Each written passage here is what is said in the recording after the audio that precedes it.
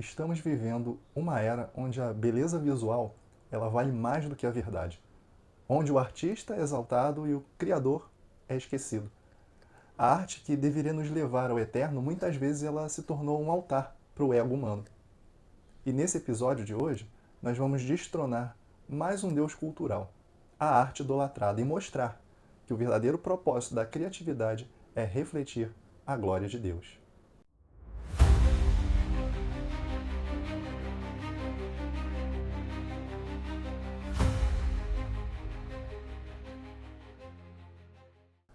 A arte ela acabou se tornando como um espelho luxuoso, né, colocado ali no altar. Mas em vez de refletir o céu, ele está apenas refletindo o rosto de quem reproduziu aquela arte. Mas antes de qualquer coisa, vamos definir aqui o que são as artes, né? E por que elas importam a ser considerada um deus que deve ser destronado, né? O conceito de arte passa ali pela expressão criativa, né? Seja ela pintura, música, dança, cinema, teatro, entre várias outras formas. Ela tem uma origem divina da criatividade, né? Porque nós fomos feitos à imagem e semelhança do Criador, como está lá em Gênesis 1. A arte ela comunica, ela ensina, ela modela culturas, ela não é neutra. Toda arte ela carrega uma cosmovisão, uma visão de mundo, com valores, com mensagens inclusas, né? Deus criou o homem e o homem criou a arte. A questão é, para quem que essa arte tem apontado, né? Como exemplo, aqui a gente pode pensar numa canção, que pode curar ou pode corromper uma pessoa. Um filme que pode exaltar a fé ou que pode ridicularizar a fé. Né? Um quadro que pode promover a luxúria ou inspirar em outro sentido. Ou seja, a arte é uma flecha e ela sempre atinge um alvo. A pergunta é, ela foi disparada para edificar o reino ou para glorificar o ego do artista? E vamos começar a falar aqui de como é que essa arte ela se torna um deus, né? Primeiro ponto que a gente pode considerar é quando a estética está acima do valor, né? Ou seja, tem um culto à beleza, à fama, à forma, à inovação. Ou então quando a idolatria do artista, seguidores fanáticos, deuses com microfone ou pincel. Ou também ainda como uma distração vazia, com muito brilho e pouca verdade. Referência bíblica para isso? O bezerro de ouro, lá em Êxodo 32.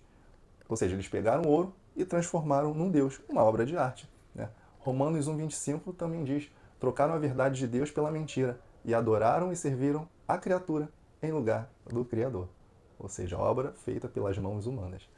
Né?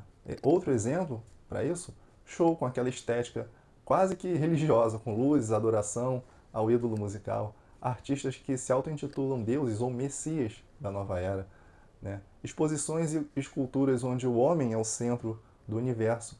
E deixa eu alertar aqui vocês, a arte ela foi feita para servir ao altar de Deus e não para ser colocada sobre ele. É como se o pincel ele tivesse tomado o lugar do pintor, né? A criação exige adoração, mas esquece de quem a deu forma. Na nossa cultura atual, a gente pode perceber ali a arte até como uma ferramenta de reprogramação, né? Por exemplo, como filmes, músicas e exposições que moldam valores anticristãos, né? Contradiz tudo aquilo que está na palavra, né? E você tem a questão da inversão moral. O pecado é aplaudido e a fé é escarnecida, né? Uma estética que esconde uma heresia, uma arte como um cavalo de Troia, por exemplo, né? Músicas populares com mensagens de orgulho, promiscuidade, vaidade, ostentação. Filmes e séries que zombam de valores bíblicos ou pintam o pecado ou os pecados como virtudes. Né? Exposições que desrespeitam o sagrado, cruzes invertidas, imagens distorcidas de Cristo. Né? E, a arte, e aqui para resumir, né? A arte moderna ela quer pintar o mundo sem Deus, mas sem Ele, a gente sabe que tudo perde a cor, tudo perde forma. Né? A arte é como uma lente colorida, pode embelezar a verdade ou pode distorcer essa verdade completamente. Se a gente for olhar ali o propósito original da arte, né, à luz da Bíblia, se debruçando sobre a Bíblia, a gente percebe que Deus ama a beleza, que glorifica o seu nome. Então a gente vê exemplo ali do tabernáculo, dos cânticos, salmos, as celebrações, né, no Antigo Testamento. E a gente tem um exemplo específico lá em Êxodo 31, com Bezalel e Aholiabe, né, que foram cheios do Espírito Santo para criar uma arte santa. Né, esse texto lá em Êxodo 31, que diz assim: Então o Senhor disse a Moisés: Veja, escolhi Bezalel, filho de Uri, neto de Ur, da tribo de Judá, e o enchi do Espírito de Deus e lhe dei sabedoria, habilidade e perícia para trabalho artístico de toda espécie, trabalhar com ouro, prata, bronze, lapidar, engastar pedras preciosas, entalhar madeira e executar todo tipo de artesanato. Também designei a Oliabe, né, da tribo de Dan, para ser o seu ajudante. Né? Então, a gente vê ali nesse pequeno relato bíblico que Bezalel era um artista cheio do Espírito de Deus. E ele foi, ali na Bíblia, o primeiro homem a ser citado, a ser descrito, né, como cheio do Espírito de Deus. E não para pregar, não para guerrear ou para governar uma terra, mas para criar uma arte santa. Né? Até mesmo o seu nome, Bezalel, significa a sombra de Deus. Então, até o nome dele já mostra que ele estava trabalhando debaixo dessa cobertura divina. Né? Ele tinha uma habilidade espiritual e técnica. E ele recebeu de Deus sabedoria, entendimento e conhecimento. Ou seja, uma combinação ali de inspiração sobrenatural com também uma excelência prática. E ele foi responsável pela construção, por exemplo, do tabernáculo, da Arca da Aliança, dos utensílios sagrados ali do tabernáculo, né? E até mesmo na criação das vestes sacerdotais. Ou seja, tudo com muita beleza, tudo com muita precisão e com um profundo sentido espiritual. E ele também teve um cooperador, né? A Oliabe. Né? Ele era da tribo de Dan ali e ele foi chamado para trabalhar ao lado de Bezalel. Isso mostra algo bastante interessante e importante, né? Que mostra que a criatividade do reino de Deus ela não é solitária. Ela pode sim acontecer em equipe, mas também em unidade, né? Deus ele distribui dons criativos de forma diversa e complementar. Cada função ali, mesmo que artesanal, como era, ela é vista como sagrada e indispensável na obra de Deus, porque foi assim também que a casa de Deus, o tabernáculo da época, ele foi construído.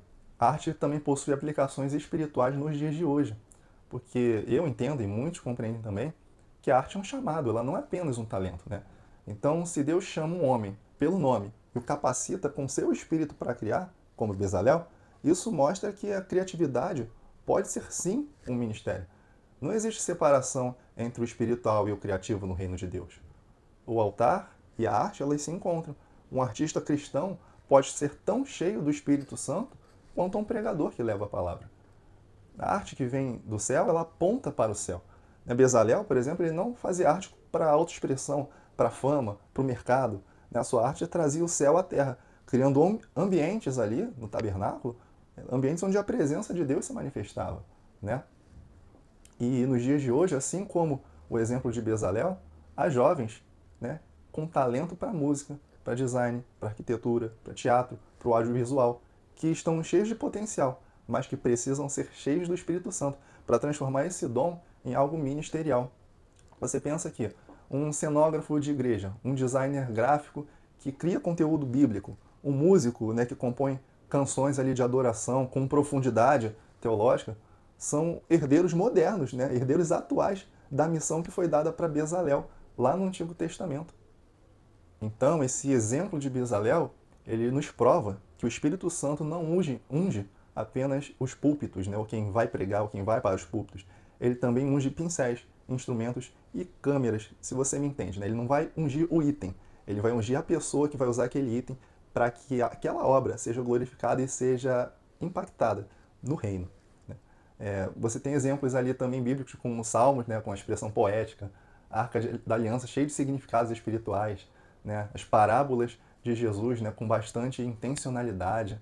Né? Então a arte verdadeira ela apenas não impressiona. Né? Esses exemplos, salmos, parábolas, foram artes, né? Foram formas de escrita, formas de arte que transformavam vidas. Né? Ou seja, a arte inspirada por Deus é como um vitral. Né? Ela deixa a luz do céu passar, mas com beleza e com propósito. Então aqui especificamente falando por os artistas cristãos. Né? A sua arte, ela aponta para o céu ou ela aponta para você mesmo. Isso é importante, né? Para os consumidores aqui também, quem consome a arte. O que você está assistindo, ouvindo, o que você está celebrando através disso tudo que você consome, né? Então, devemos usar a arte para discipular, para alertar, para consolar, para confrontar, né? Criar arte com reverência e não por vaidade, né? Orar sempre antes de criar, deixar o Espírito Santo inspirar a composição, seja ela em qual área for, né? E a gente tem exemplos aí, né? Artistas cristãos que usam músicas, louvores, pinturas como uma forma de evangelismo visual e sonoro, né? Você tem projetos como os das séries, filmes, novelas que exaltam a palavra com excelência, conseguem até de certa forma ali, né, nos transportar para dentro daquele ambiente histórico onde se passa aquele evento bíblico, né? Então, gente, a arte ela pode ser uma arma espiritual quando empunhada por mãos consagradas. Por fim, você pode ser um criador, você pode ser um apreciador de arte, mas o que importa é a sua arte e o seu olhar, eles estão rendidos ao Criador.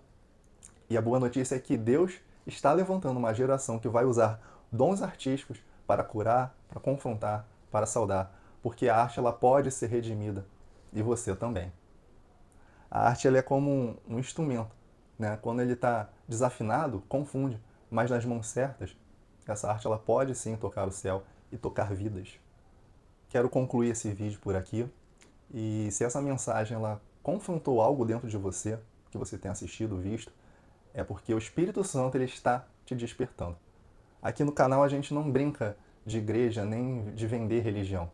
Nós estamos sim com o intuito de destronar deuses culturais e formar uma geração que vive para a glória de Deus. Então, se você quer ser um pouco disso, parte disso, se inscreva nesse canal, ativa o sininho, compartilhe essa verdade com alguém que precisa ouvir. Nós aqui sempre temos conteúdos fortes, bíblicos e transformador, sempre esperando por você. E se você deseja também caminhar mais fundo, desenvolver a sua fé, ou até mesmo servir com os seus dons criativos, aqui na descrição desse vídeo tem um link para você poder se conectar comigo diretamente. Vamos juntos nessas jornadas, juntos no propósito, firmes na palavra. Até o nosso próximo vídeo.